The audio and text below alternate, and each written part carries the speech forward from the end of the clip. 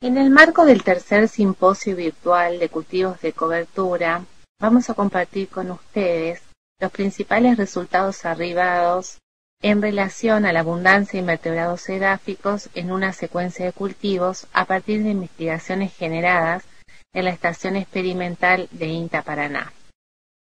Las prácticas agronómicas, es decir, ese conjunto de labores o de tareas que se llevan adelante durante un ciclo de un cultivo, pueden tener diversa influencia en toda la micro y macrofauna del suelo, es decir, de todos los invertebrados que habitan naturalmente el suelo. Esto es, las labranzas, los fertilizantes, los cultivos, los fitosanitarios.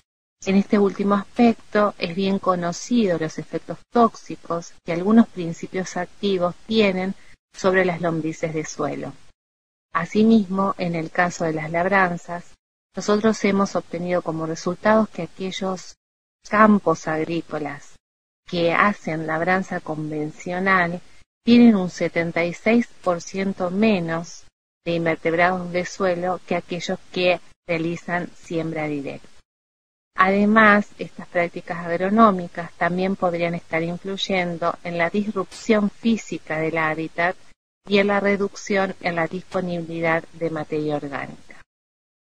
Dentro de este marco teórico propuesto, nosotros nos propusimos a su vez realizar o establecer la influencia del tipo de manejo agronómico en la densidad de invertebrados del suelo. Para ello, nos planteamos dos tipos esenciales de tratamientos, el MIS y el MTA. El MIS, el manejo de intensificación sustentable, implica concretamente las buenas prácticas agrícolas, es decir, la reposición de nutrientes y manejo agronómico de los cultivos que están involucrados en la secuencia que nosotros proponemos. En este punto también se incorporan todos aquellos fitosanitarios que tienen un mejor perfil ecotoxicológico, son de banda verde y son más amigables con el ambiente. El otro tratamiento MTA, que es manejo hacia la transición agroecológica, implica concretamente un uso mínimo y eficiente de los insumos, es decir, de fitosanitarios y de fertilizantes, con el objetivo justamente de reducir los impactos negativos que generan este tipo de prácticas agronómicas. Aquí también se incluye todo lo referido a la densidad de siembra y al espaciamiento entre surcos.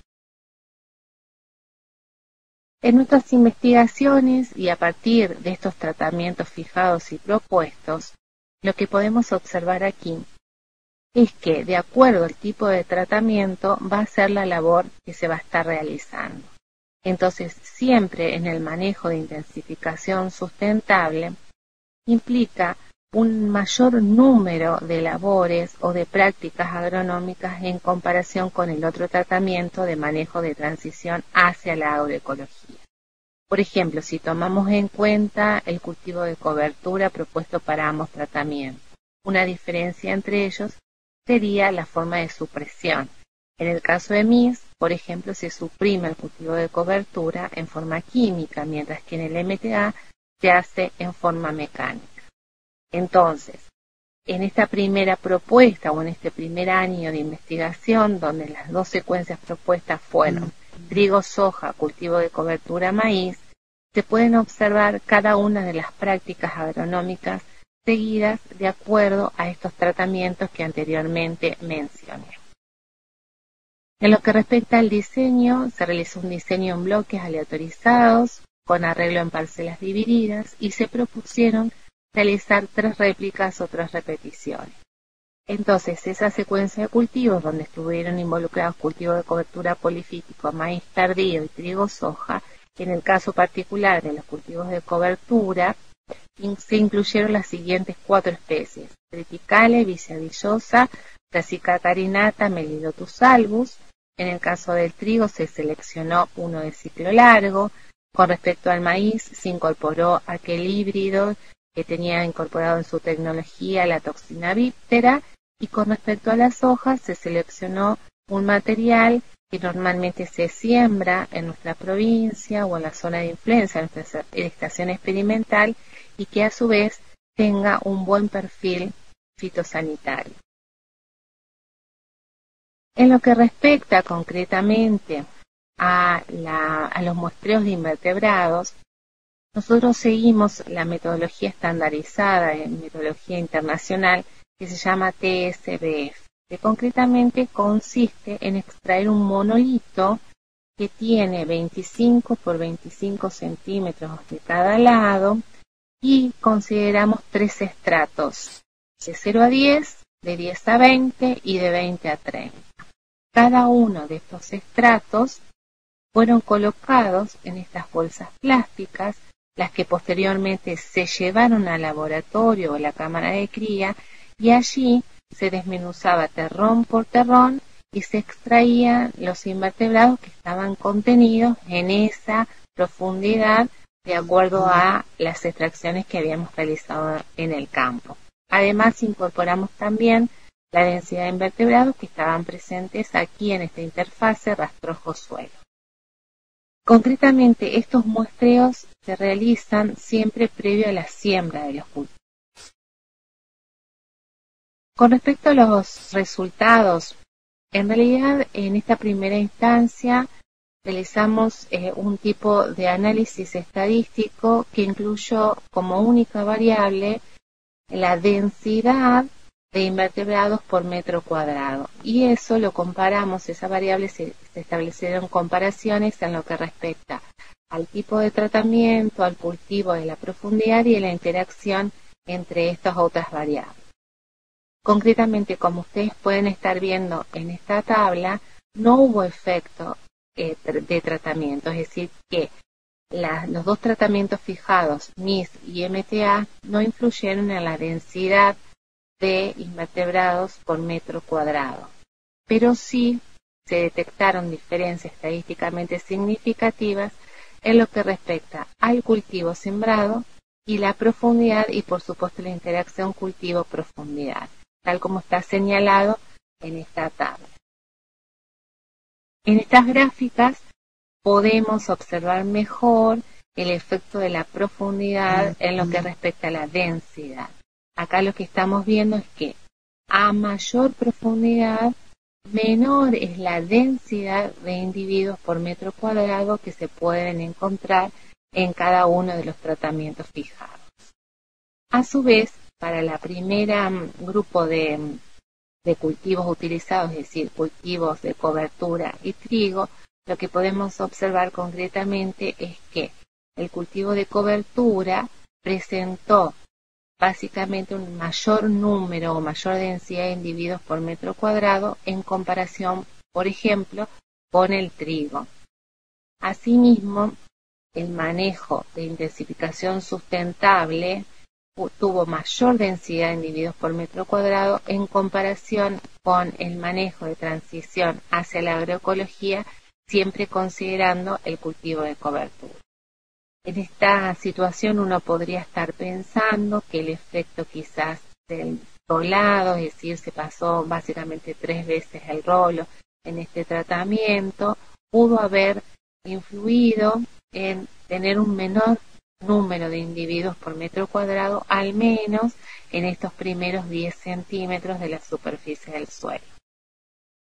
En lo que respecta al MIS y el MTA, a los dos tratamientos, pero para los cultivos de verano, es decir, maíz y soja, acá lo que claramente se observa es que independientemente del tratamiento, el cultivo de soja presentó una mayor densidad de individuos por metro cuadrado en comparación con el cultivo de maíz. Asimismo, no se registraron grandes diferencias en lo que respecta a MIS y MTA para este mismo cultivo y lo mismo con respecto al cultivo de maíz.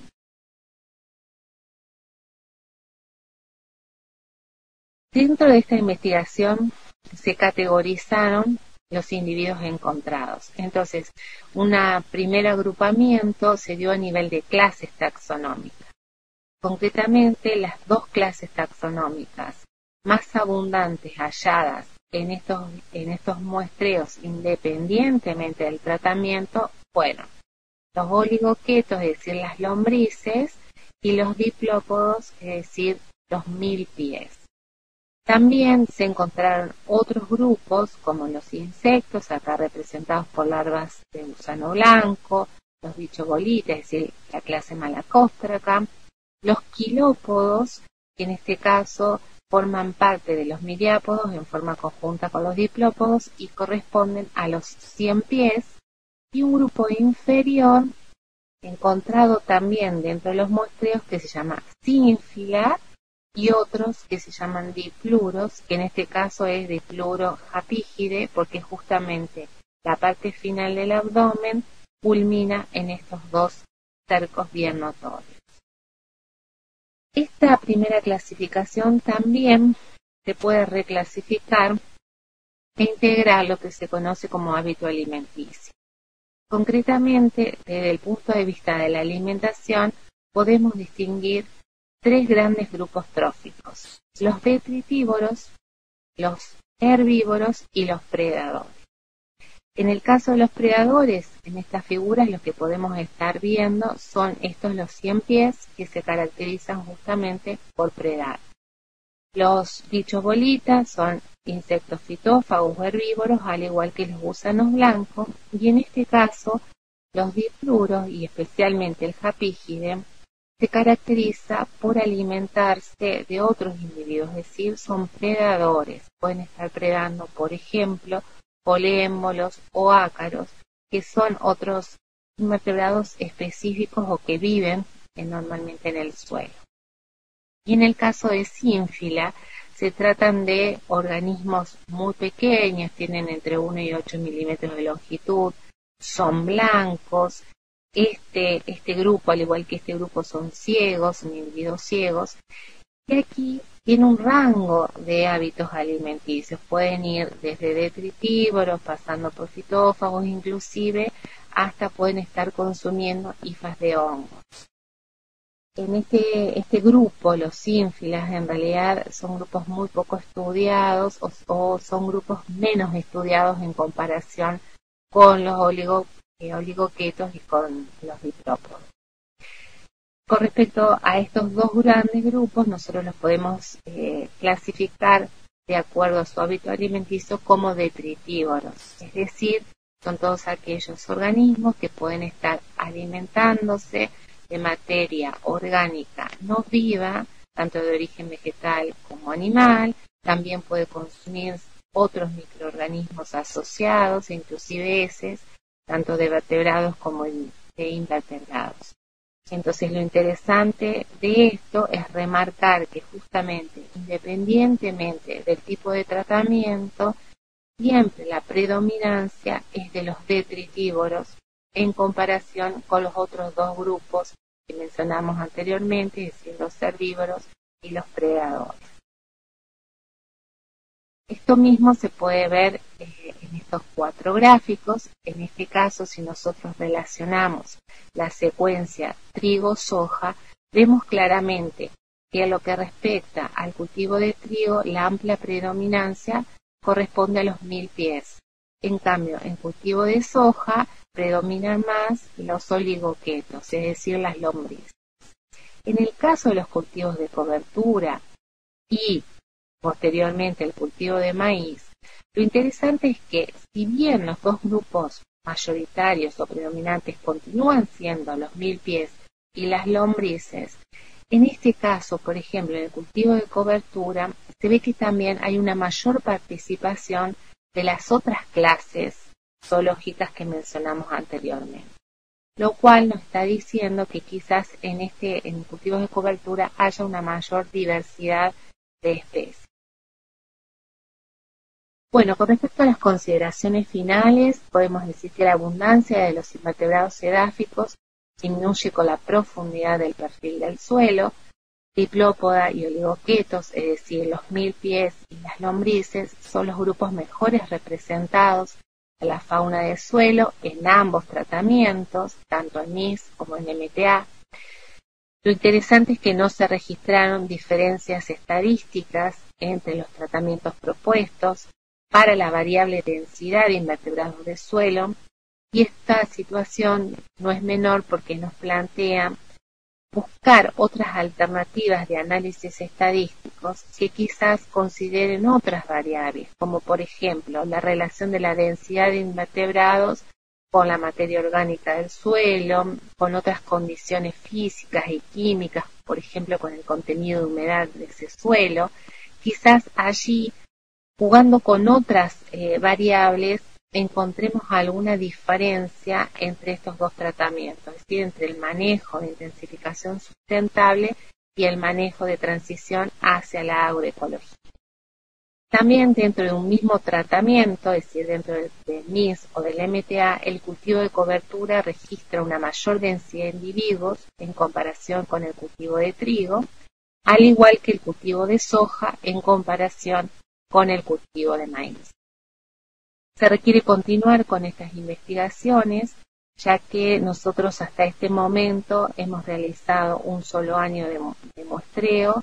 Tenemos que continuar con sucesivos años a fin de poder identificar aquellas estrategias de manejo productivas que minimicen el impacto en la biota edáfica y que a su vez sean realmente factibles para ser adoptadas por los agricultores a menos de nuestra zona, o sea, de Entre Ríos. Finalmente, me queda por agradecerles a ustedes la atención, también a los organizadores de este evento y muy especialmente a la ingeniera Emilia Valle. Muchas gracias.